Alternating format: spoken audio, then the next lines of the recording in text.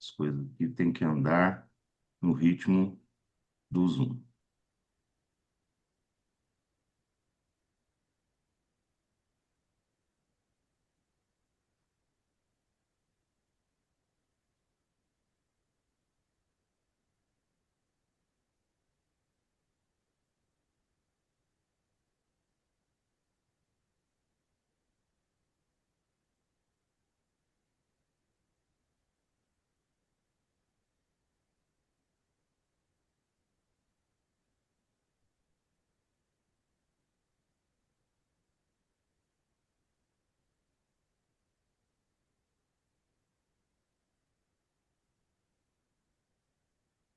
Só um instante.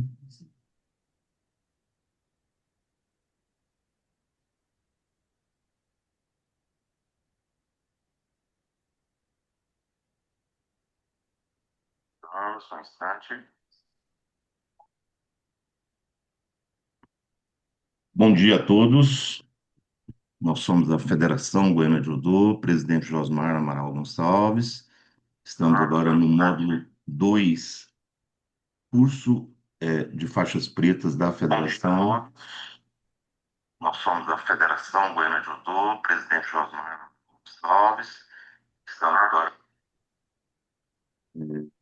Esse módulo 2 será ministrado pelo nosso querido amigo Bruno Henrique de Oliveira, faixa preta terceiro dan, árbitro aspirante à FIJ. Estamos aqui sempre dando oportunidades aos nossos árbitros, né? Seja bem-vindo, Bruno Oliveira, né?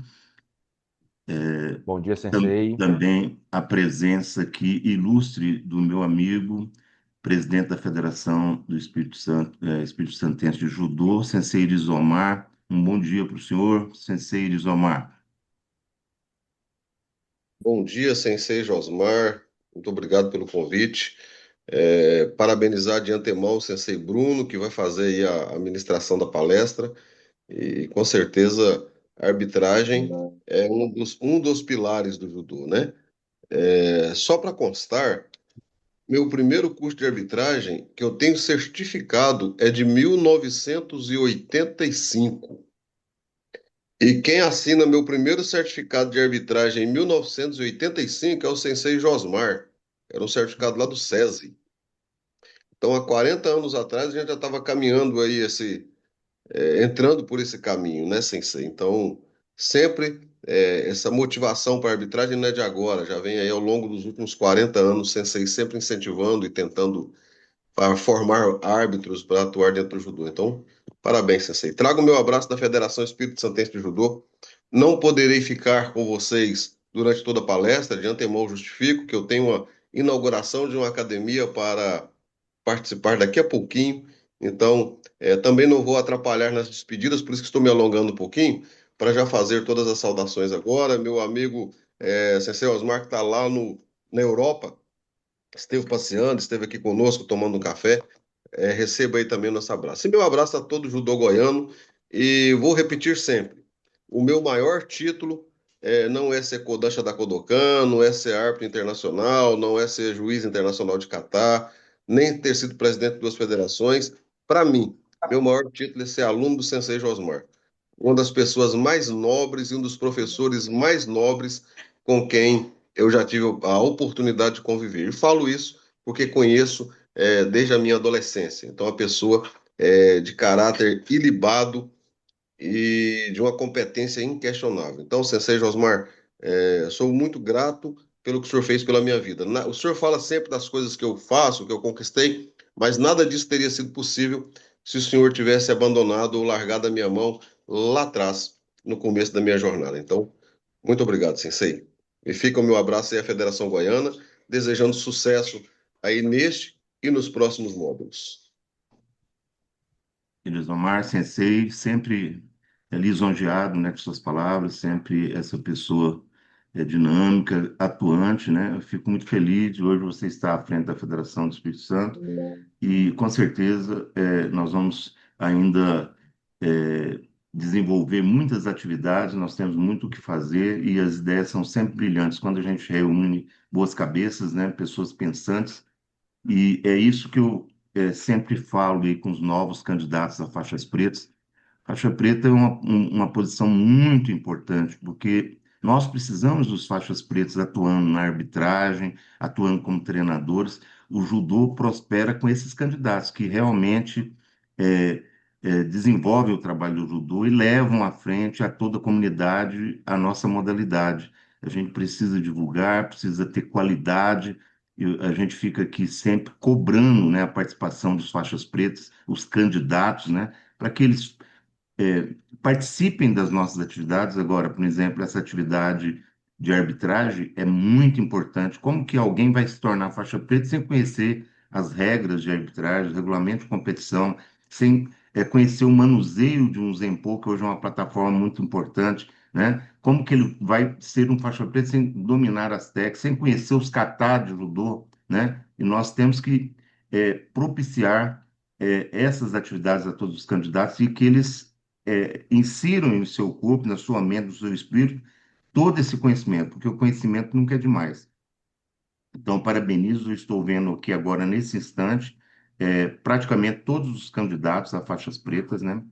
E isso aí me lisonjeia muito mais ainda. Eu quero que vocês aprendam, aproveitem bem a palestra do Sensei Bruno, que fez um material, já revisei o material aqui, um material muito bom, depois vai ficar disponibilizado para todos vocês, né?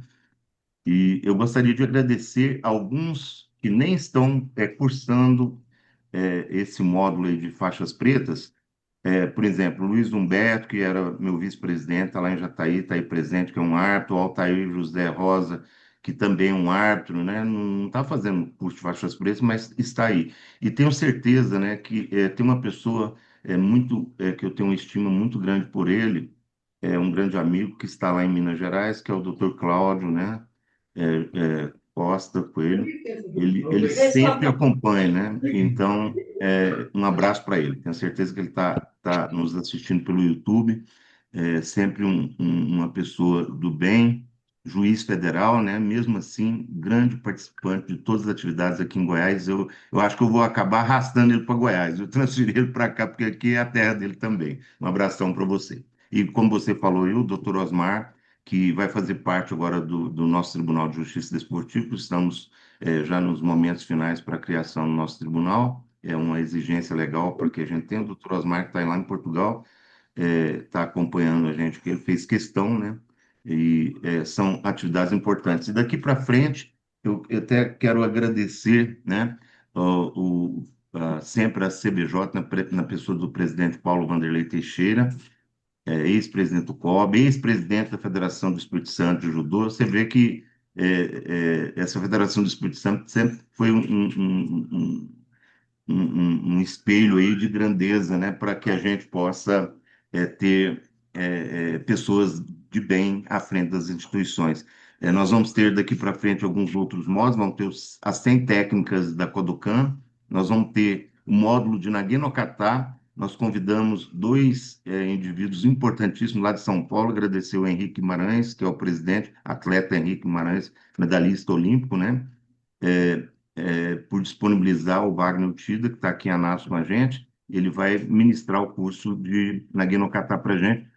3 vezes campeão mundial, ele e o seu parceiro, né? Então, não deixem de participar de tudo isso. Nós queremos abrir, inclusive, para outras federações, porque vão ter essa oportunidade de estar conosco, né? Dito essas palavras, em agradecimento logo de início, repito aqui, todos que estão participando da live, deixem os seus nomes e o seu clube, que vai ficar registrado a sua participação para questão de presenças no curso, né? Nós temos um mínimo, e este ano nós estamos fazendo um controle muito rigoroso da participação em todos os eventos, seja as participações nos eventos estaduais da federação, tem que ter 70% de participação e 70% de participação nos cursos. E além das provas, né? Depois de administrar esse curso aqui, nós vamos ter a prova, que ela vai ser pelo Google Forms, facilitando a vida de todos, né? Mas para que vocês interajam e participem realmente, né? Não deixe de fazer a prova, de participar do curso, porque é aprendizagem, conhecimento, como eu disse, nunca é demais. Dito essas palavras, vou repassar de imediato ao sensei Bruno Henrique de Oliveira, que conduzirá todo o trabalho de hoje. Sensei Josmar, me dá só uma parte rapidinho, só para mandar um abraço pro meu amigo Altair. Altair é meu amigo de infância. Altair foi meu parceiro de SESI na época do Edson Paulino, né? Então É, caminhamos juntos aí nos últimos anos. Altair, meu abraço. E também ao Luiz Humberto, meu parceiro aí de longa data. E já peço licença antes do início para me retirar para o meu compromisso aqui da federação. Um abraço a todos, Deus abençoe a todos e boa aula. obrigado. Obrigado, Iris, pela participação. Muito importante você aqui. Mando um abraço aqui também para o Valério Vendrame Costa, né, que trabalha com o nosso Catar, é o nosso coordenador de Catar, sempre destemido aí, tentando fazer o de melhor aí para que todos tenham conhecimento. O Baltazar também, que é nosso conselheiro fiscal, né, que está aí presente, fazem parte da diretoria. Olhando aqui, espero não ter esquecido de ninguém, tá? Com você, então, Bruno. Bom dia, Sensei. Agradeço mais uma vez a oportunidade. Quero cumprimentar a todos aí na pessoa do meu amigo também, Luiz Humberto, né? Grande árbitro, colega. Pessoal, de antemão, o material que eu produzi hoje, nosso objetivo aqui hoje é formar novos árbitros, certo? É inteirar vocês sobre a questão da arbitragem. Então, eu não vou discutir hoje lances, né? Porque isso aí já foi discutido lá atrás com o professor Michel e o professor Leonardo, certo? Então, o material hoje é para inteirar, entender a arbitragem. Eu peço que no final vão anotando as dúvidas, caso tenham, e aí no final a gente está aqui vai esclarecer, só para a gente não perder o raciocínio. O material é autoexplicativo, né? Eu mudei o layout dos outros anos, mudei a explicação, eu acho que ficou bem autoexplicativo, né? Eu acho que até quem não é do judô, com esse material, vai entender um pouquinho sobre judô, sensei. Vou compartilhar o material com vocês.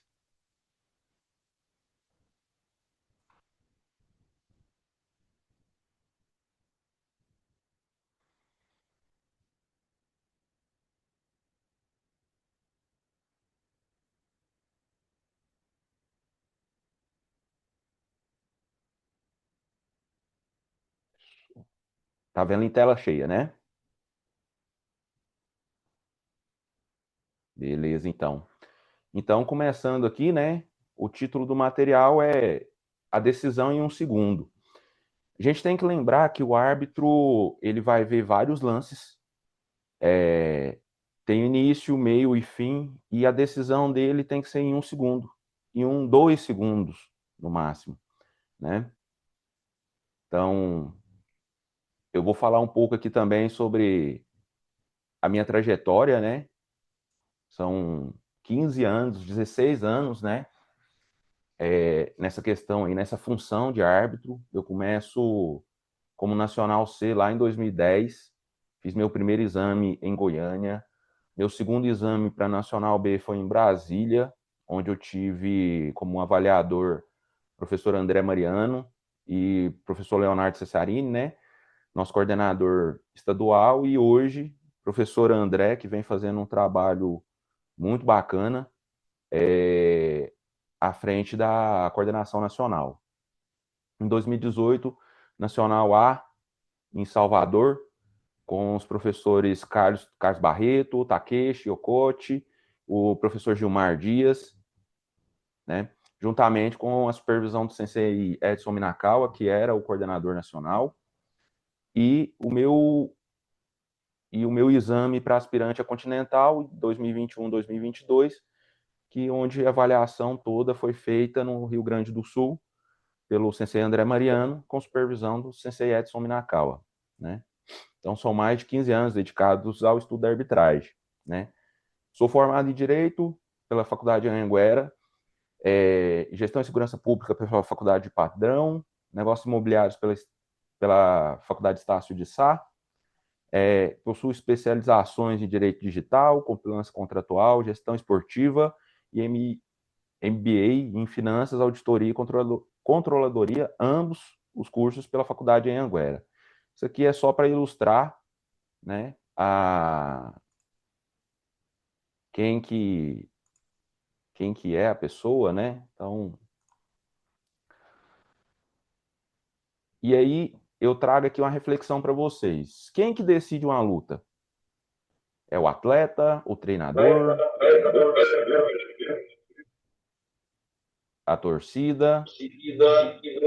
Sensei Bruno, só um adendozinho. Tem algumas pessoas que estão com áudio aberto e aí dá interferência. Eu estou desativando alguns aqui que eu vejo, mas peço encarecidamente que todos desativem, né, o áudio para que não dê interferência. Muito obrigado. Então, a gente tem que pensar, quem que vai decidir essa luta, né? O combate. Uma única decisão pode definir um campeão, mudar uma carreira, determinar uma classificação olímpica, proteger a integridade física dos atletas, né? Então, eu sempre, quem trabalha comigo nas áreas e nas oportunidades que a gente tem em seletiva ou um outro campeonato, eu sempre falo, né? Vamos trabalhar da melhor forma possível, porque hoje a gente está decidindo uma vaga para um campeonato brasileiro. E a gente tem que ter essa consciência. Eu trouxe aqui um vídeo, né? E aí, você seria capaz de decidir esse lance, né? E o Ipon, Vazari, Yuko, você daria o mate? Soltar o lance aqui.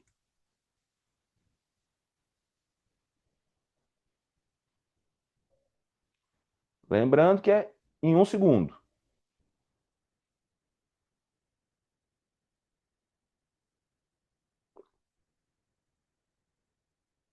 Né? Será que a gente seria capaz de decidir? Né? E aí, a opinião de cada um. Vou soltar o lance aqui mais uma vez. Né? Vamos agir aqui como um árbitro de vídeo aqui agora.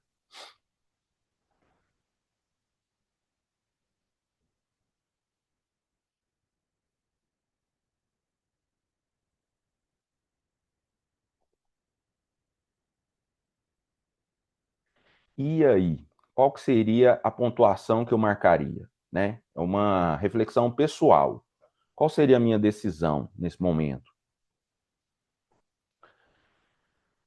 Então, ao final dessa aula aqui, você vai conseguir aplicar corretamente as regras, interpretar pontuações, identificar infrações, entender a lógica da arbitragem, executar, reconhecer os gestos do árbitro e conhecer e compreender também as atualizações que teve.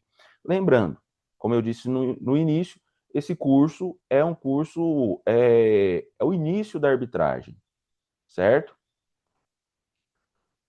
Então, a gente tem que entender que sem a arbitragem ela não vai existir justiça, segurança, credibilidade, competição, evolução do judô, porque a gente tem que trabalhar junto, né? Eu trabalho junto com o atleta, eu trabalho junto com o técnico, porque até para aplicar uma punição, muitas das vezes eu tenho que explicar para o atleta, porque ele não conhece, né? E o árbitro ele está ali não só como julgador, mas como orientador.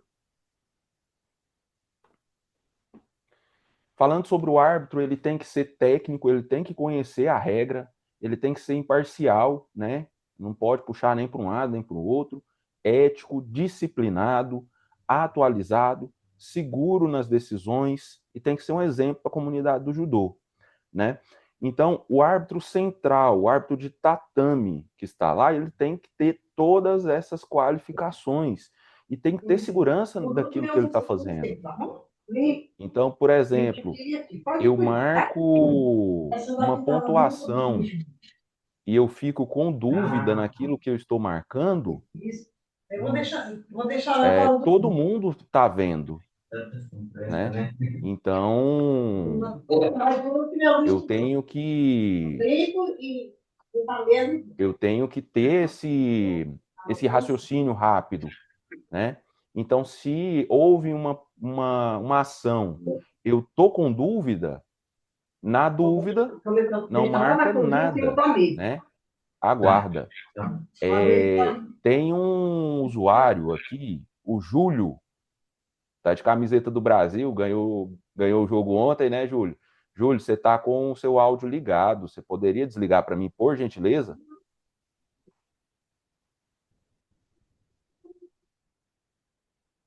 Aí. Então, voltando nessas questões aí, o árbitro ele tem que ter essa segurança, tem que ter todas essas qualidades, né, esses predicados. Falando aí sobre os requisitos CBJ, né, para arbitrar, graduação mínima, faixa preta, primeiro dan, registro ativo na plataforma do Zenpô, situação regular na sua federação, aprovação na avaliação das regras que tem todo ano, né? Inclusive o curso de Regulamento Nacional de Competições, os cursos obrigatórios de prevenção e enfrentamento do assédio e abuso no esporte, mais esporte antirracista, ambos os cursos produzidos pelo COB, né, pelo Comitê Olímpico. Não tem como, tem que ter o conhecimento das 100 técnicas do Kodokan, tem que ter um treino ativo, eu tenho que fazer o Kemi, eu tenho que fazer um Nagiai, eu tenho que fazer toda essa questão, eu tenho que treinar, eu tenho que conhecer judô, certo? E a gente tem que entender que a arbitragem começa muito antes do tatame. Eu tenho que me preparar para arbitrar um campeonato. Ah, mas, sensei, eu vou arbitrar um campeonato estadual. Sim, sim. Aí é aí que você tem que se preparar, porque você está preparando atletas para disputar possivelmente um campeonato nacional. A CBJ traz algumas atualizações esse ano, né, sobre ranking de arbitragem, a exigência da certificação do IJF Academy, né, tem que fazer os cursos da FIGE, avaliações obrigatórias, vão ter novos critérios de avaliação. No resumo disso tudo, acaba que o seguinte, quem não se atualizar, fica para trás, né? Hoje tem que falar uma nova língua, eu tenho que estar atento às tecnologias, né? Então é uma atualização constante. Já falamos sobre isso aí, né? Sobre a questão da formação contínua e o futuro da arbitragem. Falando aqui um pouco aqui sobre a primeira impressão do árbitro, né? O uniforme do árbitro. Trago aqui a foto do Sensei Leonardo, né? E então, só para ilustrar, né? Sobre o uniforme, paletó, cinto, sapato e meias da cor preta, camisa social branca de mangas curtas, gravata social ou calça social cinza escuro, gravata azul marinho, cor padrão da federação ou CBJ. Hoje eu estou portando aqui a gravata da federação, né? Que por observação ficou muito bem feita, né? Bem ilustrativa. Brasão com graduação de árbitro. Hoje todos os árbitros que vão fazer exame nacional, eles já saem com seus brasões, né? Nacional C, B, A, aspirante a FIGE. Lembrando que o uniforme do árbitro ele tem que ser sóbrio, ele tem que ser confortável, né? Para fazer todos os gestos, se movimentar. Não pode ter cobertura na cabeça, não portar objetos religiosos ou joias chamativas. Verificação de rádio, fones antes do combate, né? Porque você não verifica, tá lá dentro da área de competição, começa a luta e aí você não ativou o seu rádio. E o comissionado ali tá te passando uma informação, né? Você vai se perder nesse combate. Falando sobre o controle do judogi, né? Lembrando que a arbitragem começa antes mesmo da competição, antes mesmo da luta. A gente tem que entender, eu tenho que saber os requisitos sobre o judogi, né? Como é que eu vou orientar um atleta meu a ir para uma competição se eu não sei as medidas, né? Então eu tenho que saber todas essas medidas, né? A questão do casaco, né, do vagui, né, tem que transpassar todo a manga, tem que ir até o ossinho ali da mão, né, do punho, tem que cobrir totalmente, a saia do vaguio tem que cobrir todo o quadril, né? Então, trouxe aqui todas essas medidas, certo? Lembrando que o judogi não tem que ter conteúdo político, religioso, a questão publicitária tem uns espaços reservados para isso, e dependendo do evento que o atleta for, né, cada campeonato tem a sua regra, e aí eu trago as medidas para vocês, certo? Começando ali na questão do PET, né, do back number, nas costas, ele tem que ter, quando tem um nome completo ali, né, tem o nome do atleta, o estado do atleta, 30 por 30, né, tem que ficar a 3 centímetros ali do colarinho, a lapela, né, é uma espessura ali de 1 centímetro. Lembrando, já falei sobre a questão da manga, que tem que chegar até o punho, tem que ter um espaço, o soco tem que caminhar ali livremente, né, no mínimo 10 centímetros. Falando sobre a calça, tem que ter uma abertura ali, né, de 10 a 15 centímetros entre o joelho e o final ali da calça. A calça tem que ir até o ossinho do tornozelo, né? No máximo 5 centímetros. Comprimento de faixa de 20 a 30 centímetros, né? E 10 centímetros ali do externo, né, até a direção aonde o judoguista está transpassando. Então, não é tão difícil saber as medidas do judogi do atleta, né? Mas eu tenho que estudar esse material, eu tenho que estar com isso na cabeça, né? Às vezes, você não está atuando como árbitro, mas você está atuando como técnico, e aí, se você não souber essas medidas, como é que você vai lutar pelo seu atleta?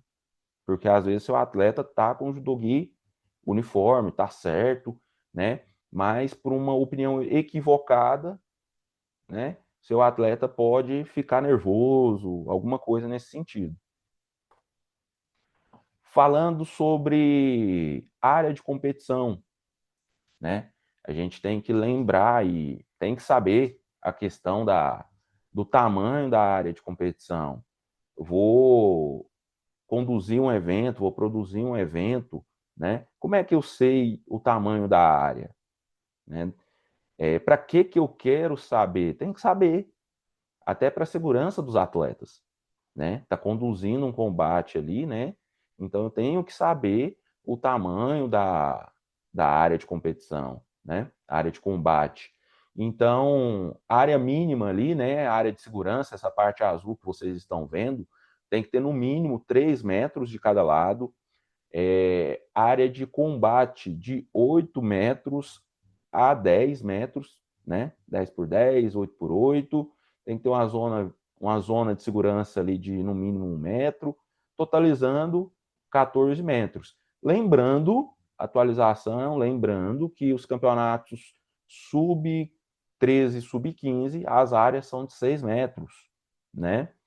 É uma competição maior, né? Então, a CBJ incluiu isso aí e, veio como uma situação muito bacana, né? O cuidado que teve tanto com o sub-13 como com o sub-15, né? A equipe de arbitragem, ela é formada por um comissionado que vai coordenar todo o evento, certo? Todas as decisões finais passam por ele. O supervisor, que vai estar interferindo ali, caso precise, diretamente na área, né? E o árbitro de tatame, né? E mais 2 árbitros ali que vão ficar na mesa, né? Conectados por rádio e fone de ouvido ali para passar alguma instrução, caso tenha, para o árbitro central. Lembrando que quem está arbitrando como árbitro de mesa, né? ele tem que estar atento à luta e tem que ajudar o árbitro central, né? Às vezes o árbitro central está lá dentro da área de combate, precisando de uma ajuda, né? E o árbitro de mesa está lá voado, pensativo, né? Então tem que ter essa ajuda, essa intervenção, né? Estar conectados um com o outro, né? Ter a sincronia. Os equipamentos da arbitragem, né? Tem que ter o placar, o cronômetro, né? Que às vezes ali o placar eletrônico vai falhar, o vídeo replay, o rádio, fone de ouvido, soco take. Tem que entender qual que é o atleta de branco, qual que é o atleta de azul, aonde que ele vai entrar, né? Então a gente tem que lembrar sempre, atleta branco vai entrar pela direita do árbitro, atleta de azul vai entrar pela esquerda. Falando sobre a questão da gesticulação do árbitro, né, sobre as pontuações IPOM, né, IPOM e o ponto máximo do judô, o objetivo dos atletas, né, braço erguido para cima, palma da mão para frente, lembrando que todos os gestos, pessoal, eu tenho que manter de 3 a 5 segundos, né, fazer um movimento ali tanto para os atletas, para o técnico, para a mesa, né, para todo mundo entender o que eu quero dizer sobre aquela movimentação, sobre aquela projeção, né, enfim, sobre aquela ação ali. O vazare, braço lateralmente na altura do ombro, palma da mão para baixo, né? Lembrando que o vazare ele começa da altura do peito e vai para a lateral. Yuko, a volta do Yuko, né? Braço lateralmente a 45 graus do corpo, palma da mão virada para baixo, né? O Saikomi, inclinação direcionada aos atletas, né? Verificar a questão do cronômetro, se houve, né, o disparo de Osaikomi ali, certo? O toquetar, né, o nosso toriqueixe aí, para tirar o comando de Osaikomi, né, o comando de imobilizar o Azar e o Acetipon, o gesto para 2 vazares, né? E aí eu vou trazer um pouco sobre a questão, falando aí sobre a questão das penalidades também, né? Do mate, né? Mate para quê? Né? Para parar o combate, mas eu paro em que situação? A gente vai ver isso mais para frente, né? E aí tem as questões do Shido, né? Sempre apontar ali em 45 graus para o atleta. Nas categorias menores, sub-13, sub-15, eu não vou apontar o dedo, eu vou direcionar a mão para o atleta, né? Passar aqui uma questão, assim, uma dica, né? Para quem está começando na arbitragem, e principalmente nas categorias assim mais pequenas, né? Sub-11, sub-13, sub-15, orientar os atletas, né? Então, o atleta não está combatendo, ele está parado, né? Então, eu faço o gesto, aponto para o atleta, explico para ele, você não está atacando, né? Um falso ataque, faço o gesto, aponto para esse atleta, o seu ataque não foi um ataque verdadeiro, né? A gente tem essa possibilidade de comunicar com o atleta, logicamente, né? Sem deixar passar a questão da imparcialidade. Você está orientando todos os atletas, né? E uma coisa bem rápida, né?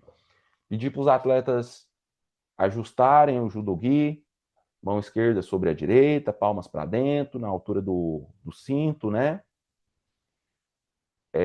O sonomama a gente inclina, lembrando que o comando de sonomama é somente neoazar, né?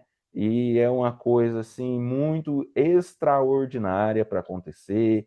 É um caso de sangramento, é um caso caso tenha uma questão de uma penalidade, é uma coisa assim muito realmente muito difícil de acontecer. Porque o judô hoje também está muito dinâmico, né?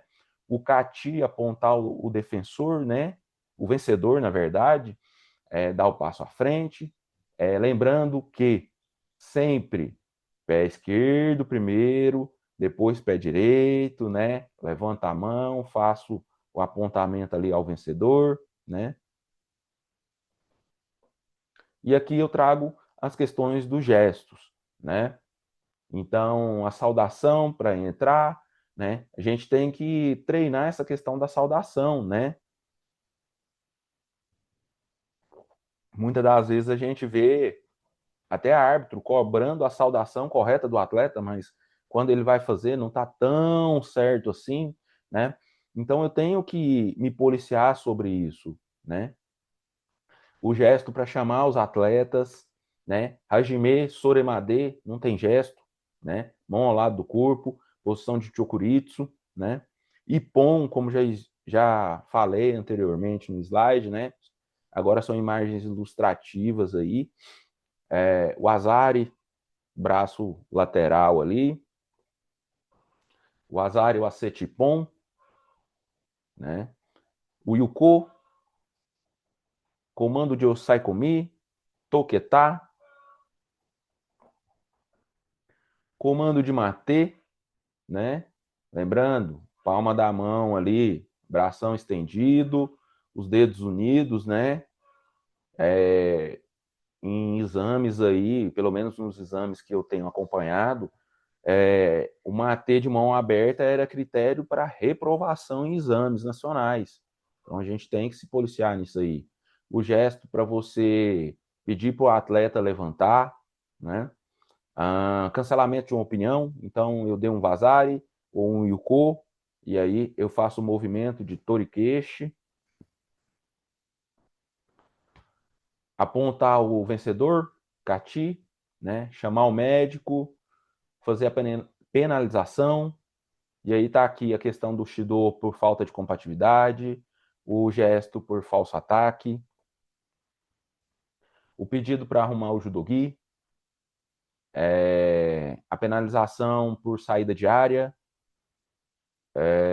a penalização por pegada na perna, o bloqueio, né, aquele atleta que não está atacando e também não deixa o outro desenvolver o judô, ele fica ali bloqueando, né, com a mão ali na região da cintura.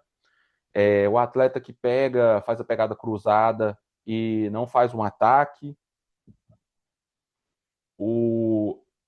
O gesto por impedir o atleta, o companheiro ali, de fazer a pegada na gola, né, que eu faço o bloqueio da mão. E o gesto de fazer a pegada. Você está tentando ali fazer a pegada e o colega não deixa, tenta entrelaçar nas suas mãos, né, os dedos nas suas mãos. Então, eu trouxe os gestos básicos para vocês entenderem como funciona a arbitragem, é o comecinho ali, né? Logicamente que vai ter arbitrar demanda mais tempo de estudo, uma organização maior de tempo, certo? Vou voltar lá no começo lá, decisão em menos de um segundo. Então, o que o árbitro precisa analisar? O que ele precisa entender? A velocidade, o controle do tori, né? A continuidade do movimento, se houve ou não, segurança dos atletas, né? Intenção de técnica. Eu tenho que fazer a avaliação da técnica. Eu tenho que saber qual que era o nome da técnica aplicada, né? Falando aqui uma experiência minha, né? A gente estava arbitrando um meeting no Rio Grande do Sul e houve uma projeção e foi ponto, o árbitro deu a vitória, de repente, Sensei Edson vem, né, lá da mesa dele, veio até a nossa área e fez a seguinte pergunta: qual é o nome da técnica aplicada nesse combate? Né? Tinha mais pessoas sendo avaliadas lá. Então a gente teria que saber também né, o nome da técnica que foi aplicada ali. Eu tenho que definir. Se eu não defino, não, sensei, mas houve uma reversão, ele reverteu. Reverteu não é técnica da Kodokan, né? Não é técnica do judô. Então eu tenho que entender isso, né? Volto lá, como eu falei lá no início. Se eu não treino judô, se eu não conheço as técnicas, né? Vou ter que estudar mais um pouco, né? Vou ter que começar a ter esse costume. Então, trazendo aqui mais um pouco aqui, lembrando que o árbitro central é a autoridade máxima dentro da área de combate, né? Esse árbitro de tatame, ele não tem dúvida, certo? Ele conduz as lutas, ele administra as decisões dentro da área de combate, né? Faz avaliações das técnicas, tanto em Newaza como Tachiwaza, aplica as penalidades, né? Shido e Hansoku Make. Lembrando que Hansoku Make direto tem que consultar o supervisor, tanto com o supervisor da sua área, como o supervisor, né, geral do evento, certo? É responsável pelas decisões corretamente registradas no placar, ele tem que verificar a área, equipamento, uniforme, higiene ali do ambiente antes de iniciar o combate, né? Tem que lembrar que o atleta de azul é na esquerda, o atleta de branco à direita. Tem que ter uma postura, né? Quando permanece ali dentro da área de competição. Então, eu estou dentro da área de competição, mas eu estou todo largado, o paletó está aberto, né? Minha gravata está torta. Então, eu tenho que me organizar nisso aí, certo?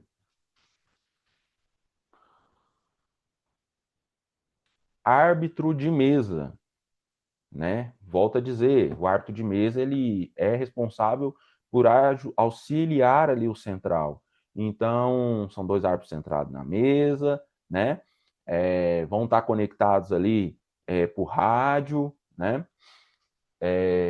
Sempre que houver dúvida, tem que fazer a revisão, né?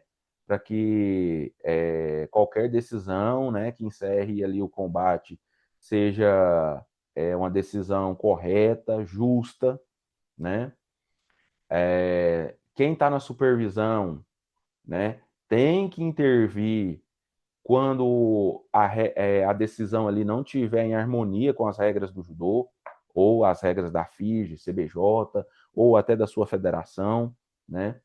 Se não houver acordo, né, entre supervisor, então não tem intervenção, é Hajime, então é aquela questão, na dúvida, Hajime, na dúvida, não tem pontuação. Sensei, houve uma ação, eu estou de central, houve uma ação aqui e eu fiquei na dúvida. Você não soube o que marcar? Não, Hajime, alguém ali vai te ajudar. A mesma forma vai acontecer do lado de fora. O árbitro central marcou alguma coisa. Eu e o colega do lado de fora aqui tivemos uma dúvida, Hajime, né? Treinador pode solicitar revisão técnica, né? Isso para os grandes eventos aí, preenchendo um formulário, né? Toda essa questão, mas a gente tem o costume, né, de atender os colegas sempre que tem uma dúvida assim de repercussão, um lance bem duvidoso, a gente faz essa avaliação, né? Lembrando que quem está na mesa, né, a gente não antecipa a avaliação do central, né? Espera a avaliação do central. Caso tenha uma situação de dúvida, passa a informação para o central fazer essa pontuação, marcar essa avaliação, essa decisão.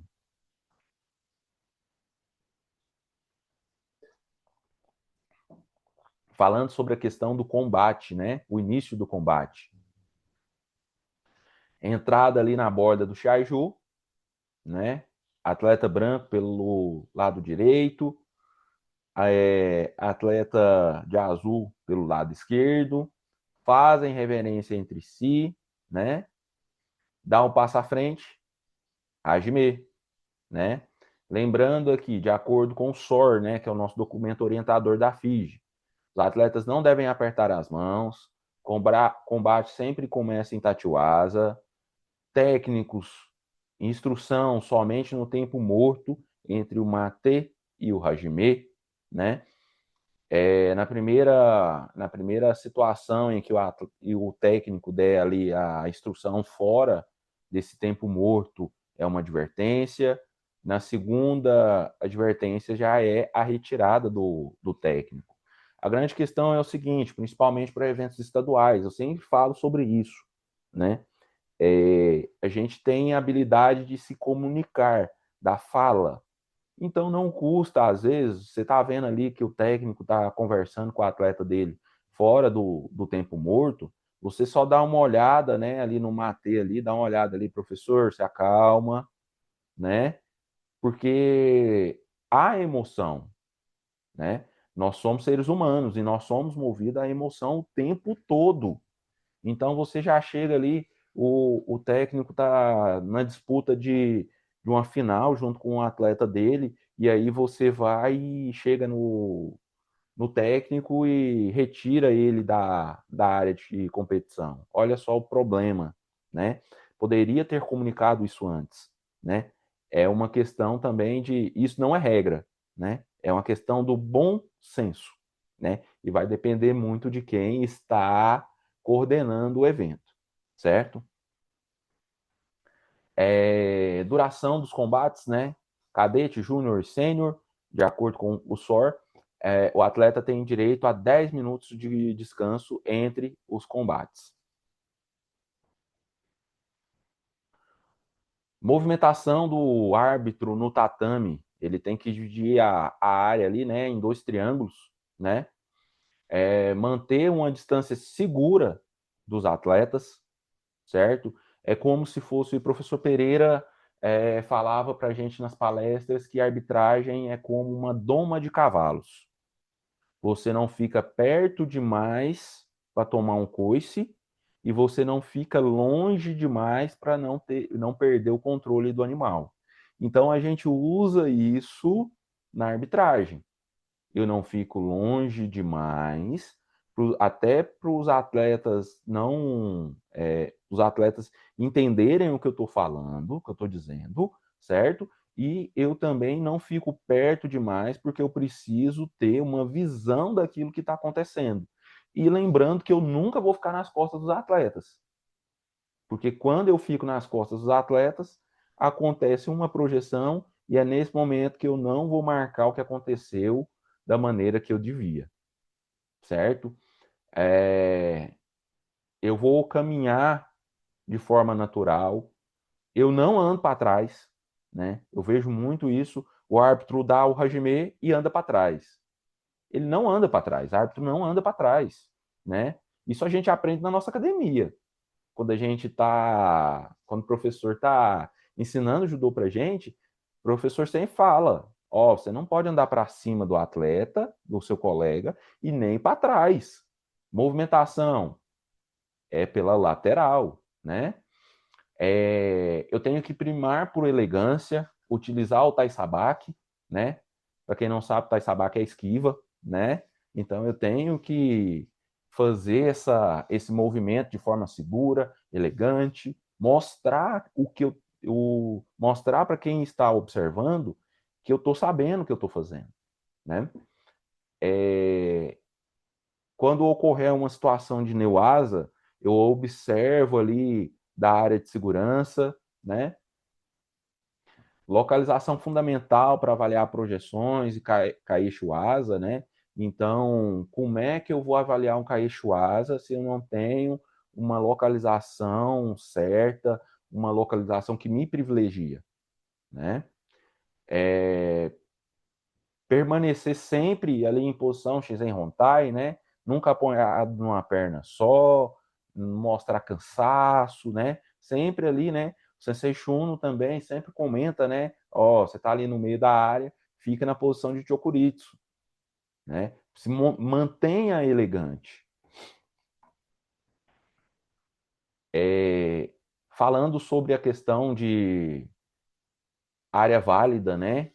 Quando que uma técnica vai ser avaliada e quando que não vai, né? Então, toda a técnica iniciada, mesmo com um único pé dentro da área, ela vai ser considerada válida, né?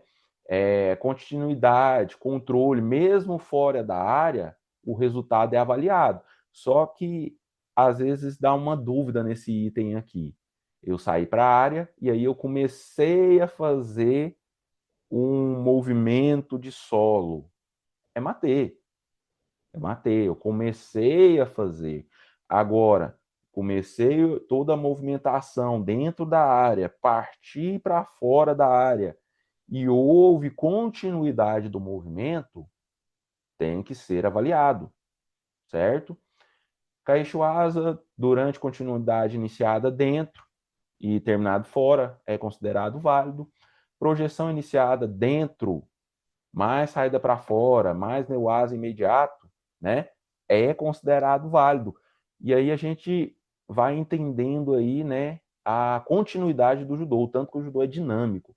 Houve uma projeção iniciada dentro, saiu lá fora e houve um neoasa imediato do lado de fora.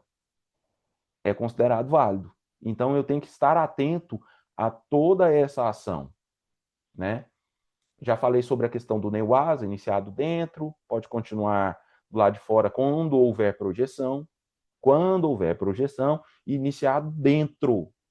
Saiu para a área, saiu da área de competição, e aí está lá fora e começou. Né? Não pode avaliar isso. Tá? Qualquer técnica aplicada quando ambos estão fora da área não é reconhecida. Lembrando que saída intencional dos atletas em Tachiwaza com ou sem kumikata é considerado Shido. Falando aí sobre a questão do Ippon, né? O objetivo dos atletas. Eu tenho que entender também qual que é o objetivo do atleta. Qual que é o objetivo do atleta? O Ippon. Então, tem uns critérios de Ippon: controle, velocidade, força e queda total, né, ou parcial de costas, né? E aqui eu trago a questão dos direcionamentos de como que esse atleta vai cair, né? Lembrando também que o atleta caiu de ponte com 1 ou 2 pés, né? É considerado o Ippon e vai ser declarado o fim do combate. Trazendo aqui um pouco aqui sobre a questão de, para a gente fazer uma avaliação aqui sobre Ippon ou não, né? Rolar após uma projeção, né? Vai ser Ippon se esse rolamento foi sem interrupção, né? E o que, né? Caiu, rola sobre as costas. Falando sobre a questão da ponte com 2 pés, é Ippon imediato. Isso é por uma questão de segurança do atleta, para proteger a cervical do atleta, certo? Quando o que fica de costas por força do adversário, não por voluntário, né? E aí vai fazer uma avaliação normal dos critérios. Ou velocidade, força, controle de costas, caiu naquelas direções que estão aplicadas na ilustração que eu passei, então, dependendo assim da avaliação, né, pode aplicar Ippon também. Técnica não classificada, não reconhecida pela FIGE, pela Kodokan, não vai ter pontuação, certo? O atleta que diz Maitá, ou 2 toques ou mais, é Ippon imediato, independente se é Neuasa ou Tachiwaza. Inconsciência durante o Shimeuasa ou Kansetsuasa, né? É Ippon imediato. Lembrando que a categoria cadete para trás, né, não retorna na competição. Quando ambos caem simultaneamente, dupla projeção, né? Avalia qual atleta melhor satisfaz os 4 critérios de Ippon. Então, às vezes, assim, eu estou vendo assim que houve uma projeção de Yokogaki, onde os 2 atletas caem quase que simultâneos, né? Então eu tenho que entender quem que teve a ação, quem que fez o golpe em si, certo? Em caso de dúvida entre POM e Vasari, preferência pelo Vasari. Em caso de dúvida entre o Vasari e o Yuko, preferência por Yuko. Trazendo os critérios sobre o Vasari. Queda, né? Maior que 90 graus pelo ombro, mas não totalmente de costas, certo? Braço estendido para fora, não muda a avaliação, só a posição do ombro que vai importar, tá? Quando um dos 4 critérios do IPOM que não são completamente atingidos, né? A questão do Osaikomi, de 10 a 19 segundos, lembrando que 20 segundos em Osaikomi é considerado IPOM, né? E 2 vazares é considerado Vasari, Vasati e POM, né? E aí eu trouxe as direções aqui do Vasari, né? Pela lateral, né? A questão aqui da cintura, a questão aqui do ombro, né? E o cu, queda lateral de 90 graus ou menos, né? Inclinada ali para frente, pouso nas costas superiores, pouso no pescoço, pouso com um ombro e um cotovelo, ou um cotovelo e uma mão, ou as duas mãos, 2 cotovelos, né? Lembrando que pouso em uma nádega ou pelas duas, com ou sem tocar os cotovelos, não vai ter Shido, certo? O atleta que caiu ali de estômago, quadril, ambos os joelhos tocam antes, né, da região lateral do corpo, né, não pode ser considerado Yuko. Falando em Neuasa, o Yuko vai ser considerado, né, de 5 a 9 segundos, né? Lembrando que Yuko não acumula e não vira Vasari. O Yuko vai acumular, mas ele não vai virar Vasari. Então, eu apliquei um Vasari no meu colega e o colega aplicou 20 Yuko, né? Ele não vai ganhar de mim, certo? Caso tenha Golden Score e houve um Osaikomi ou houve uma projeção, né, uma pontuação técnica, no caso Yuko, vai marcar o Soremade e encerra o combate. Aqui eu trouxe as ilustrações, né, de acordo com a Fiji, sobre a questão do Yuko, os posicionamentos.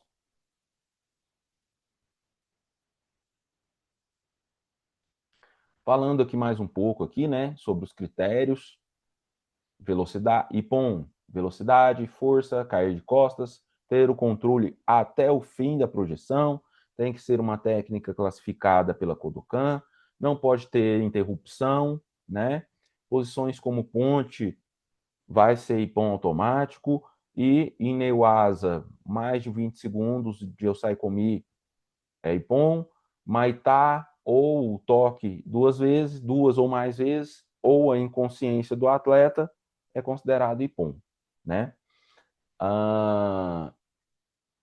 O Azari, relacionado ali, né, à queda com mais de 90 graus ali, né, do eixo dos ombros, mas não totalmente de costas, braço estendido para fora não altera a avaliação, apenas a posição do ombro vai importar, quando um dos 4 critérios de IPOM que não são completamente atingidos, né, em Neuasa, o Osaikomi de 10 a 19 segundos, os 2 vazares são IPOM.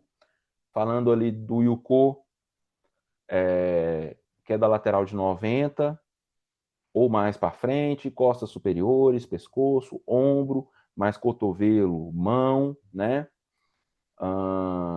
Não é Yuko se abdômen, quadril, ambos os joelhos tocarem no tatame primeiro.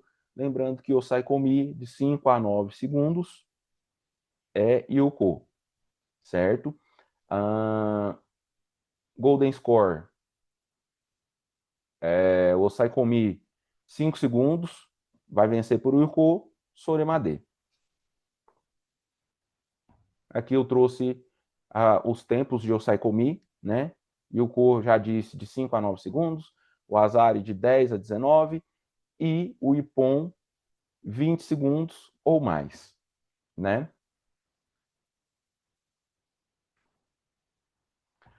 Golden Score, né?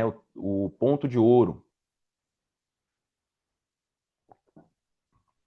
A gente tem que lembrar que não vence quem ataca mais, vai vencer quem erra menos. Então, o Golden Score vai iniciar quando pontuações técnicas forem iguais, né? Até o fim do tempo normal. Todas as pontuações Ishido do tempo normal são mantidos no placar, sem descanso entre tempo normal e Golden Score, né? O Golden Score sempre vai terminar, o combate todo sempre vai terminar por uma pontuação técnica, né? Então, ou seja, Yuko, Azari, Pon ou Hansoku Make direto ou acumulado, né? Então, um Shido, 2 Shidos não vai terminar esse combate. Uma penalidade nunca será uma pontuação técnica, já falei sobre isso. O Saikomi de 5 segundos e o Kosoremade, a gente já vem falando sobre isso na apresentação.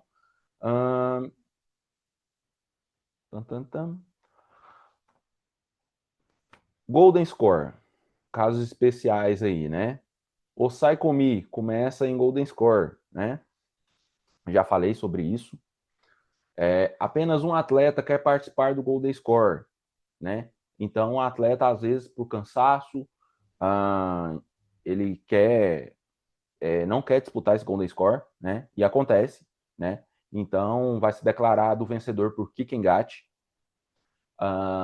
por desistência, no caso, né? Ambos marcaram pontuação técnica simultaneamente. Então, vai ser um Matei sem continuar sem contar essas ações. Hansoku Make direto, simultâneo para os atletas, né? Isso é o comissionado, o coordenador de arbitragem que vai decidir isso, né?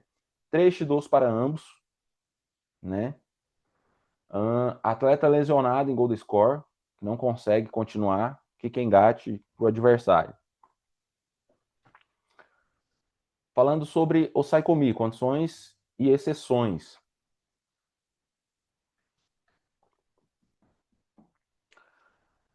A primeira situação falando aqui de Osai Komi. O Osai Komi, ele nunca é controlado só na cabeça, né? A gente vê isso muito nos nossos festivais, ali nas categorias iniciantes, que os atletas, os pequenininhos ali, eles seguram só pela cabeça de vez em quando, né? Então, isso tem que ser considerado um matê, né? Para ser considerado Osai Komi, eu tenho que ter domínio do braço, do ombro do colega. Então, quando o Q é controlado do lado de trás ou de cima pelo adversário, costas completas ou parte superior das costas, a região ali escapular, né, que está em contato com o tatame. Tori aplica pressão com parte superior frontal do corpo sobre a parte superior frontal do Q. Então, as imobilizações de Keza, Shiho, Ura, né? Tori não pode ter o corpo ou pernas controladas por o quê, né? Então, estou fazendo ali uma imobilização, aí eu vou lá e cruzo as pernas na perna de quem está me segurando.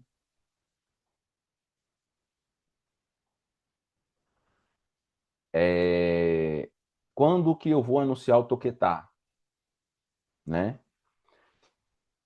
O que escapou de Osai Komi, né? Então, ou eu estou imobilizando o colega e de repente o colega vai e aplica um Shimeu Asa ou um Kansetsu Asa, né? Eu tenho que entender o que está acontecendo ali no chão. Porque às vezes eu estou pensando que o Tori ele tem o contato, ele tem o domínio, mas o colega está aplicando um Shimeu Asa, certo? O que vira de costas para cima, né? O Saikomi é apenas ao redor da cabeça, já expliquei sobre isso. Pernas ao redor do pescoço, sem braço direto, mate, né?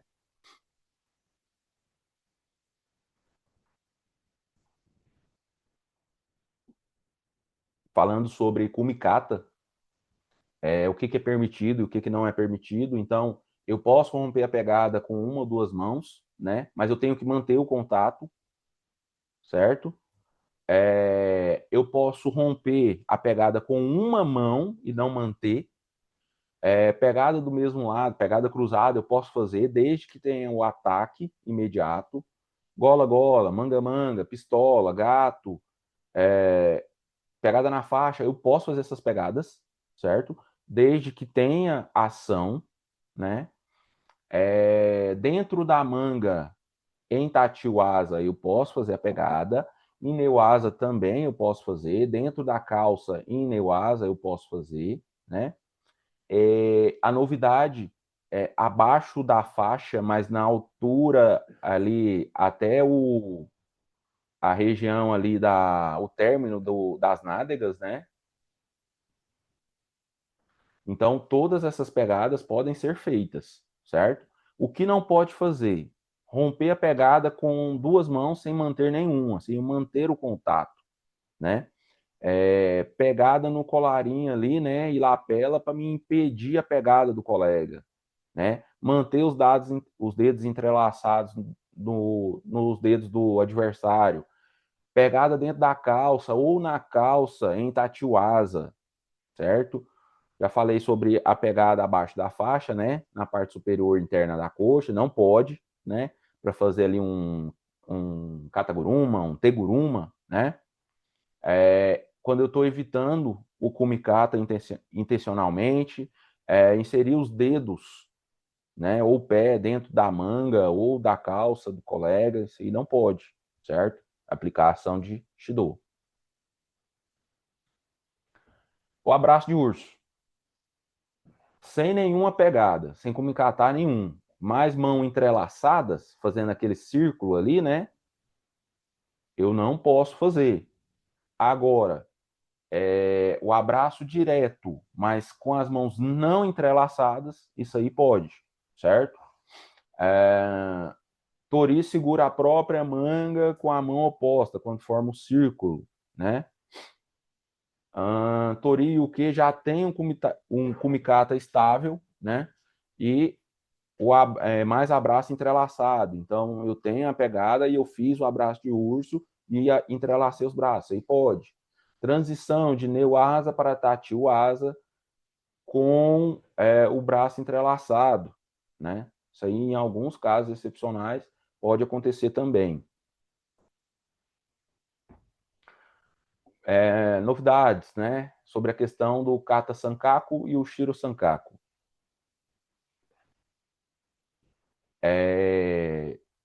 Essa questão aí do Kata Sankaku e o Shiro Sankaku é uma questão de risco de lesão para o atleta, certo? Então, eu tenho que distinguir o baixo risco e o alto risco de lesão. Então, quando eu faço um Kata Sankaku em Tatiwasa para projetar que eu dei oportunidade de defesa para o quê, né? Eu vou dar uma T, né? Que houve um baixo risco de lesão e vou dar o Shido. Um Kata Sankaku em Tatiwasa, que eu não dei oportunidade de defesa, né? E teve um alto risco de lesão, Hansoku Make, direto. Lembrando que nessas condições aí de Hansoku Make, eu tenho que chamar o comissionado para me avaliar, para me ajudar nisso aí, me auxiliar. Kata Sankaku em Neuasa com bloqueio do corpo ou com ambas as pernas. Então, eu puxo o colega ali naquela situação de guarda, faço o Kata Sankaku e travo o corpo do colega, tem um risco de lesão ali, certo? No que está permitido, então? O Shiro Sankaku em Neuasa, Shimeu Asa ou Kansetsu Asa, sem pressão do pescoço. Eu vou fazer ali um Shiro Sankaku ali, mas eu não levanto o meu quadril, eu não tiro o meu quadril do chão, certo? Isso pode, tá? O Shiro Sankaku em Neuasa, que é a questão que eu levantei o meu quadril, tirei o meu quadril do chão para dar uma pressão maior no pescoço do colega. Isso aí é um problema e Hansoku Make é direto. Algumas das situações mais comuns para a gente entender Rushido.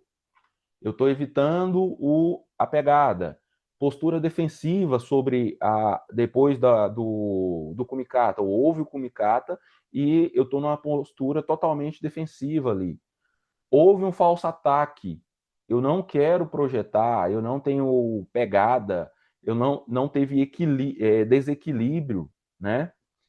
Romper a pegada com as duas mãos sem manter nenhuma, sair intencionalmente da área, forçar o oponente para sair da área também, né? Puxar o colega para neuasa sem fazer uma projeção, né? A gente vê muitos atletas ali fazendo um falso ataque ali de puxar, fazer um tomoe nage com a perna estendida, né? Quem treina sabe, tomoe nage, eu dobro a minha perna para depois estender para jogar o colega, né? Falta de compatibilidade. Eu vou avaliar ali, né, os primeiros 45 segundos sem ataque válido após o kumikata. Perda de tempo entre mate e o hajime. Então, eu dei um mate. O atleta, ele demorou ali um pouquinho ali para se levantar, tá enrolando para arrumar o cabelo, tá enrolando para arrumar o judogi, né? Eu dou uma advertência. Na segunda advertência, já vem com o shido, certo? Para os cadetes e sub-15, sub-13, sub-11, né? Se o inagi invertido ou usar a cabeça para se defender, para projetar ou para se defender, né? Tem que ser considerado shido. Eu trouxe aqui a lista completa da questão do shido, né? Aplicada aqui por grupo. Então, falando aqui, postura excessivamente defensiva após estabelecer kumikata, falso ataque, puxar o colega para neuasa sem uma técnica, né?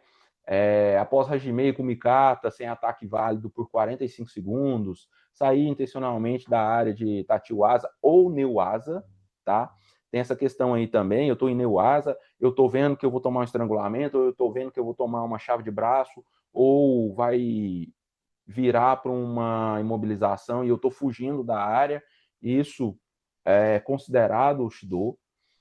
Colocar a mão, braço, pé, perna diretamente no rosto do colega, evitar intencionalmente o kumikata, pegada abaixo da faixa, né, da saia ali por dentro da perna do colega, romper pegada com duas mãos sem manter uma, bloquear colarinho, lapela para impedir a pegada do colega, abraço de urso entrelaçado, né? Entrelaçado, com a mão entrelaçada, sem um kumikata anterior, shimeuasa, kansetsuasa, intachiwaza, com baixo risco de lesão, kata sankaku, intachiwaza, com baixo risco de lesão também, pernas ao redor do pescoço, sem braço por dentro, né?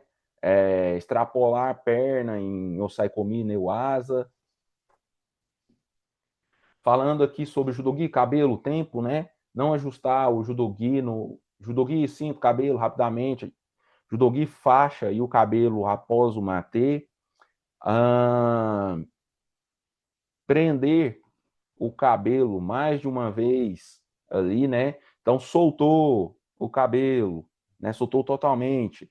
Você dá advertência, na segunda ali já é o shido, né? Perca de tempo entre o mate e o hajime. Primeira vez advertência, na segunda o shido. Falando sobre a questão do Hansoku Make direto, né? É a decisão mais severa da arbitragem, né? Começo aqui na questão do diving, né? Do mergulho. E a gente tem que lembrar que o Hansoku Make são ações contra o espírito do judô. Tudo que não pode no judô vai ser Hansoku Make, né? Que vai contra a integridade tanto dos atletas quanto do espírito do judô, da competição em si, né? Então, Kawazugake, Kanibasami, Dojime, Shigarami, que são técnicas não aplicadas ao judô, né? São técnicas do judô, são técnicas reconhecidas, mas são técnicas que vão ofender a integridade física do atleta. Não podem ser aplicadas, certo? Kansetsu asa, Shimeu asa, Intatiu asa, com alto risco de lesão.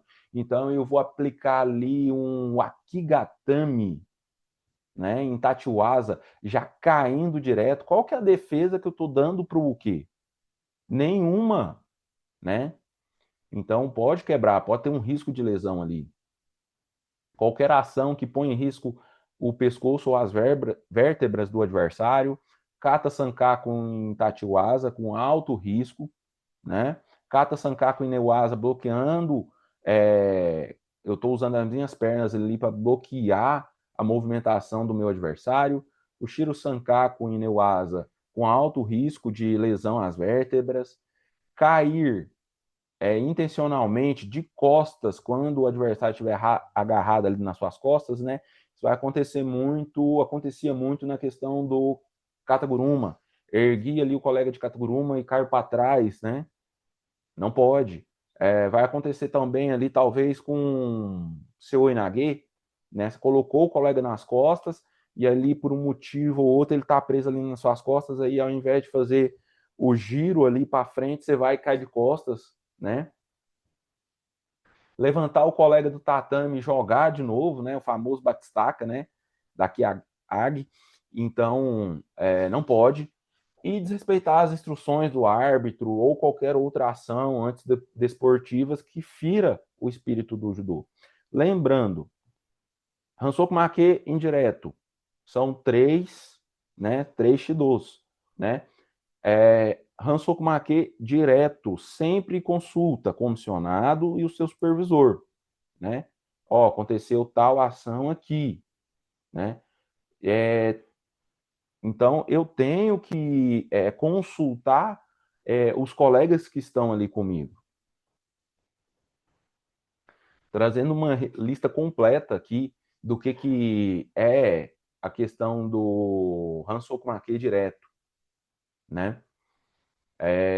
O Kawazugake, Kanibasami, Dojime, Shigarami, Kansetsu Asa, Shimeu Asa, com alto risco de lesão, né? Quando o que não pode escapar.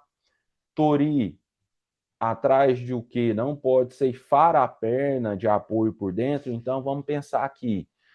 O adversário aplicou em mim um ultimata e eu fui lá e bloqueei a perna por dentro, a perna de apoio dele por dentro.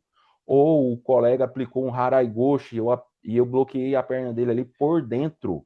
Eu estou querendo quebrar o joelho do colega, certo? Qualquer ação que ponha em risco o pescoço ou as cervicais do colega. Kata Sankaku em Tatiwasa com alto risco de lesão. Kata Sankaku em Neuasa com bloqueio. O Shiro Sankaku em Neuasa com alto risco de lesão. Cair intencionalmente de costas, agarrado às costas do colega. Levantar o adversário e jogar ele de volta sem técnica do judô. Desrespeitar as instruções do árbitro. E qualquer ação contrária ao espírito do judô. Falando aqui um pouco sobre a questão de transição para Tatiwasa e Neuasa, né? Então, quando que vai continuar em Neuasa? Houve uma projeção, está bem sucedida, não houve interrupção, continua. Um atleta que cai após uma técnica mal sucedida e o outro aproveita imediatamente. Então, o meu adversário aplicou uma técnica, não foi tão boa, nós dois caímos, eu posso continuar em Neuasa, né? Quando eu estou derrubando ali o oponente ali com movimento hábil, né? Mas não houve uma pontuação técnica, não houve o que, não houve o Yuko, nem Vazari, nem Ippon. Eu vou e continuo, né? Essa questão de Neuasa. Neuasa. Quando que é Neuasa? A gente tem essa dificuldade de entender. Aqui eu trouxe 2 ilustrações só para a gente entender um pouco. Então, se os 2 atletas estão com o joelho no chão, tá em 4 apoios, barriga no tatame, atleta de joelhos, né? Quando um atleta está ali de joelho no chão, colocou uma mão no chão e eu estou em pé, né? Vai aplicar as regras de Tatiwasa para quem está em pé, né? E vai aplicar as regras de Neuasa para quem está em Neuasa, certo?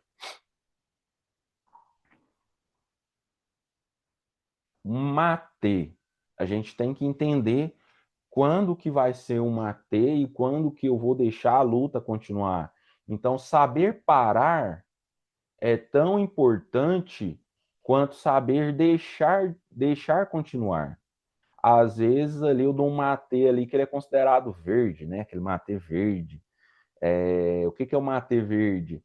Tem uma movimentação, está acontecendo ali, de repente você dá um mate e simultaneamente os atletas vão lá e faz uma projeção. É o mate verde, né? E aí também tem aquele mate podre, que já aconteceu tudo que tinha para acontecer, já era para ter dado mate, mas você deu o mate ali depois que houve, por exemplo, ali tá acontecendo ali, eu tô vendo que o colega vai, que os atletas ali, um vai aplicar um kata sankaku ali, tá para fechar a, a, as pernas, né? Eu vou deixar machucar os atletas, por que eu não daria ali um mate, né? Aquele mate preventivo, né? Então, falando sobre a aplicação do mate, um ou ambos completamente fora da área sem ação contínua, né? Então, se os dois atletas estão fora da área, não tem por que continuar. Mate, né? Execução de ato proibido, Shido, Hansokumake, aí eu dou um mate. Lesão ou doença de um atleta, tá vendo ali que um atleta tá sangrando, tá tendo um sangramento, dá um mate. Necessidade de ajuste de judogi ou cabelo, dá um mate. Sem progresso evidente em Neuasa. O Neuasa ali acabou, não tem progressão, né? Mas aí eu tenho que entender de Neuasa também, porque às vezes os atletas estão fazendo um movimento ali que vai gerar uma imobilização, vai gerar um Shimeuasa, então eu tenho que deixar o combate prosseguir, certo? Shimeuasa e Kansetsuasa em pé, né? Quando que eu não vou aplicar um mate? Não vou aplicar uma AT para parar o atleta que vai sair da área. Eu estou vendo aqui que o atleta vai sair da área, mas ali ainda está no amarelo.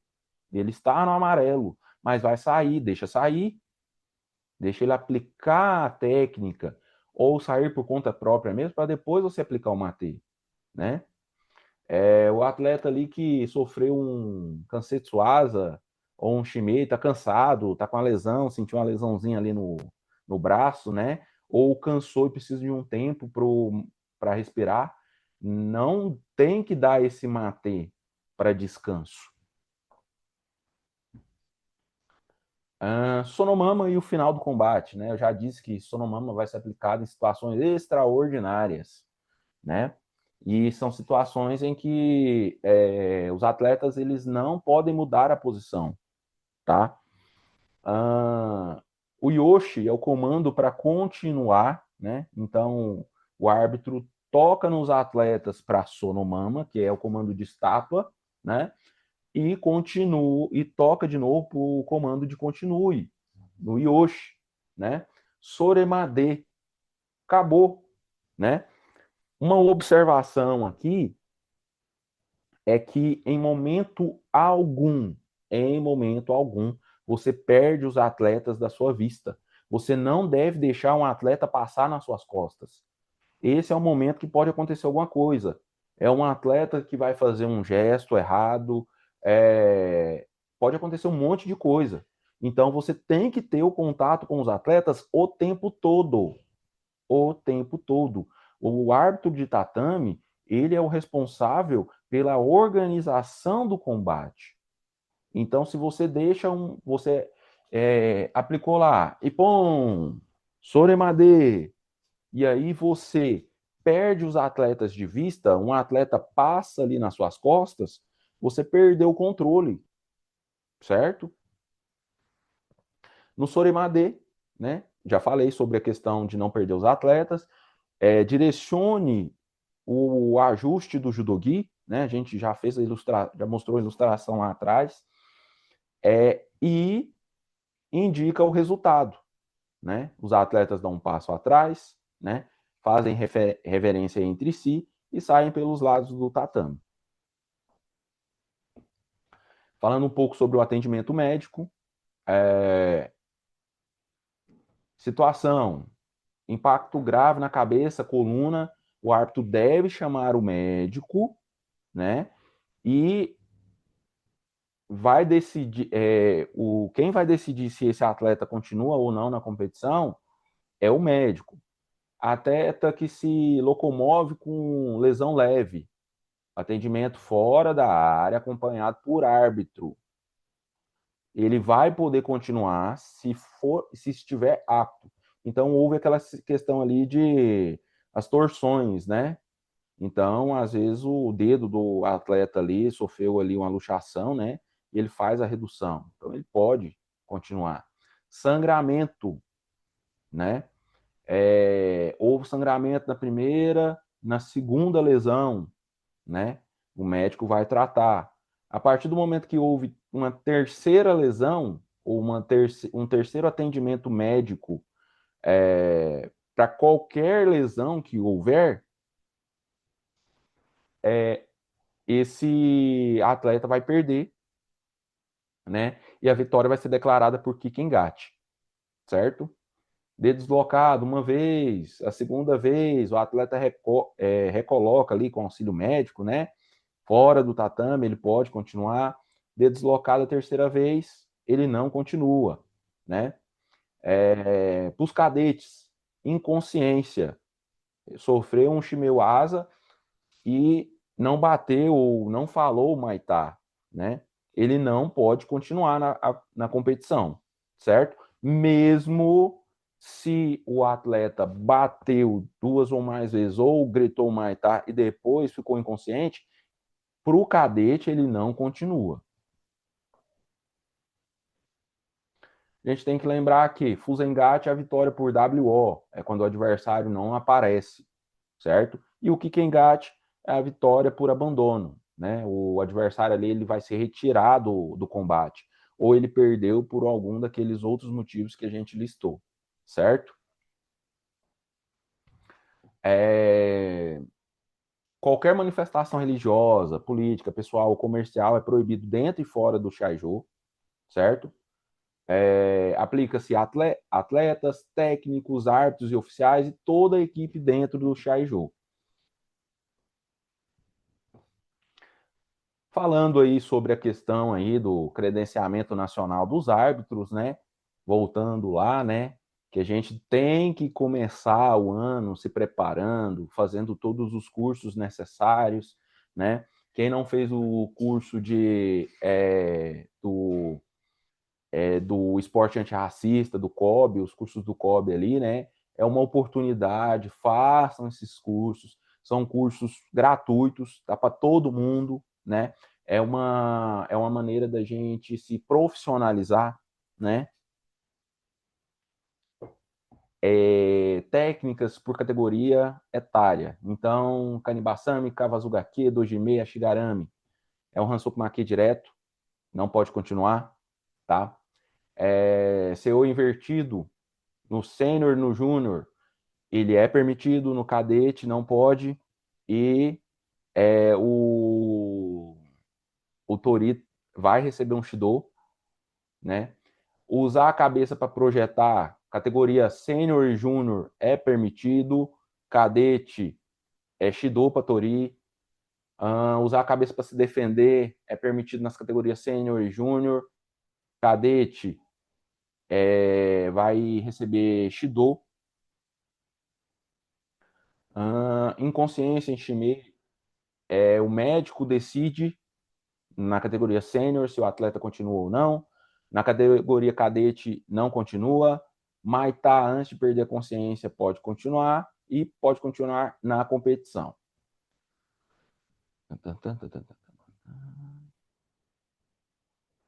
Vou trazendo aqui a questão dos 5 erros que mais reprovam os árbitros. Posicionamento incorreto, aquele matê precipitado, interpretação errada da pontuação, confunde IPOM com IUCO, né? Falta de compatibilidade não penalizada, quando os atletas não estão fazendo nada. Você está vendo ali, você fez essa leitura, né? Então você tem que punir. E o Shido não tem que ter dúvida. Eu vi uma infração, eu tenho que aplicar. E aquela linguagem corporal inadequada, gestos imprecisos, hesitação, postura que está transmitindo insegurança. E aí, assim, o que, que a gente aprendeu hoje, né? O que, que eu quis trazer hoje para vocês? Estrutura e equipe, pontuações, penalidades, neo-asa e transições, questões do Golden Score, gestos oficiais, controle do judogi, categorias etárias e algumas atualizações ali da CBJ juntamente com a FIDE. Logicamente que o material da arbitragem ele é bem extenso. Eu precisaria aí de 2 a 3 dias para transmitir tudo o que é necessário, né? O que esse mundo da arbitragem traz para a gente. Mas hoje o nosso objetivo é interar os faixas pretas, os nossos novos faixas pretas sobre esse assunto da arbitragem. Eu acredito que a grande maioria aqui ela fez o curso tanto com o professor Leonardo, tanto com o professor Michel, que hoje são as nossas inspirações aqui no estado de Goiás, né? Que eles zeraram o jogo, né? Zeraram o game da arbitragem, são os nossos árbitros mundiais, né? Onde a gente busca orientação, né? Tira as nossas dúvidas, né? Então a gente tem que lembrar que o árbitro não escolhe vencedores, ele protege a justiça, a segurança, a credibilidade e a essência do judô, né? A gente tem que lembrar que os árbitros são os guardiões da expressão física, cultural e filosófica do judô. E o nosso objetivo final do judô não é a vitória ou a derrota, mas o aperfeiçoamento do caráter humano, né? Quem trouxe essa frase foi Sensei Jigoro Kano, né? Eu agradeço muito a oportunidade, meus contatos estão aí para quem quiser entrar em contato comigo, e a gente quiser, sempre que quiser trocar uma ideia, conversar, eu sempre estou muito receptivo, dentro das possibilidades aí, a gente busca atender todo mundo. É só agradecer aos colegas, Sensei Altair, né? Meu colega aí, muito obrigado por estar junto aí, nem precisava estar, né? Danielzão aí, né? Parceirão, muito obrigado. E, pessoal, é só agradecer mesmo e dentro das possibilidades aí, estou aberto a perguntas.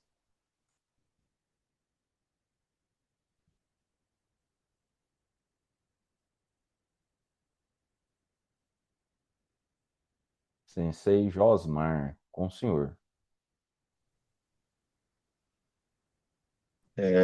Sensei Bruno, parabéns aí até então, né?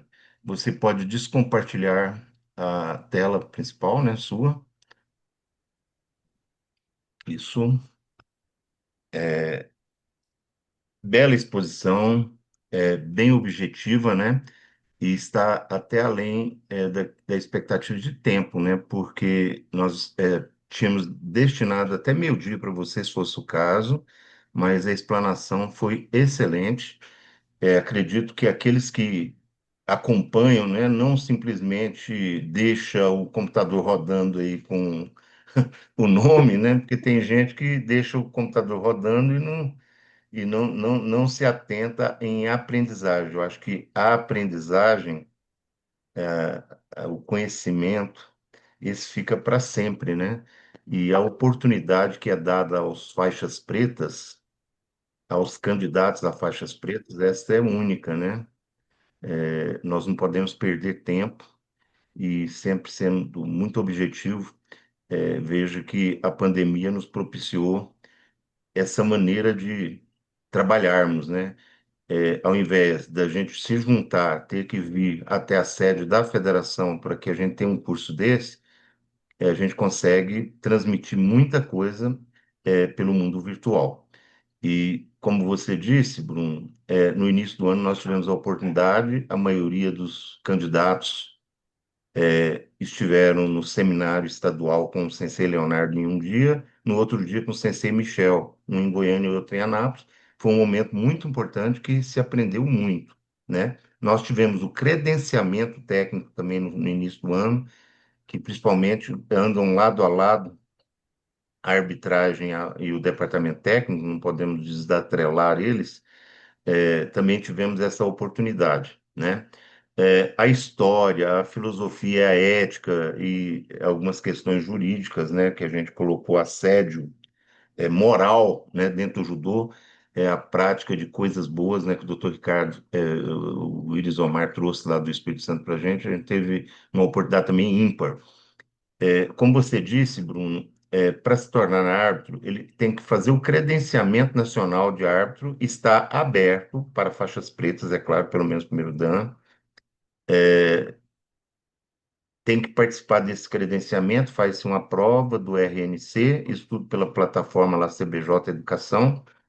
Também os cursos do COB, que é o assédio sexual, a questão de proteção de dados, do uso de dados, tem algumas coisas lá importantes que a gente tem que fazer para a gente estar andando lado a lado com a parte jurídica, a questão legal de tudo, né? Um professor de judô, ele tem que estar amparado por muitas coisas, tem que se acobertando, e esses cursos são muito importantes, são cursos excelentes.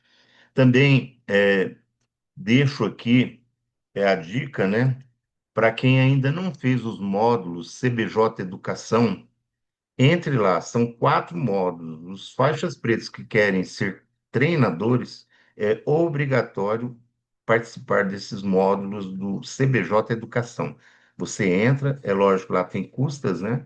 No final você recebe certificados. E o quarto módulo, inclusive, tem um trabalho de TCC que é muito interessante e te dá habilitação para você continuar o trabalho de árbitro até árbitro internacional.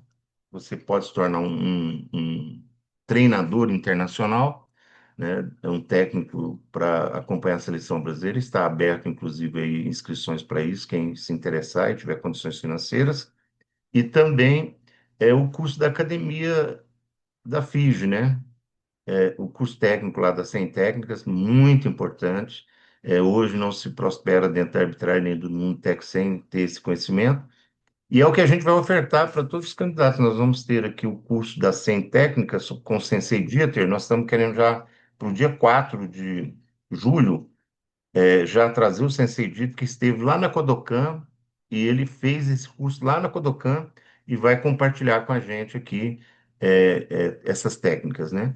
E sempre auxiliado pelos mais graduados, a gente não desmerecendo nenhum Kodansha, nenhum mais graduado, pessoas que têm autoconhecimento, e dentro da arbitragem também, né? Nós não podemos desmerecer os nossos coordenadores, que é o Michel e o Leonardo, tem vasta experiência, mas sempre dando oportunidade, essa oportunidade que a gente está dando aqui para o Bruno, porque eu sei da capacidade do Sensei Bruno, e a gente anda lado a lado. As oportunidades estão aqui, é, aquilo que a gente pode fazer como dirigente esportivo, né? E a gente tem uma vasta bagagem no mundo de direção da federação, a gente tem um bom relacionamento com a CBJ, né? Com as outras federações em todo o Brasil, graças a Deus, nós temos um bom convívio com todos, todos nos respeitam, né?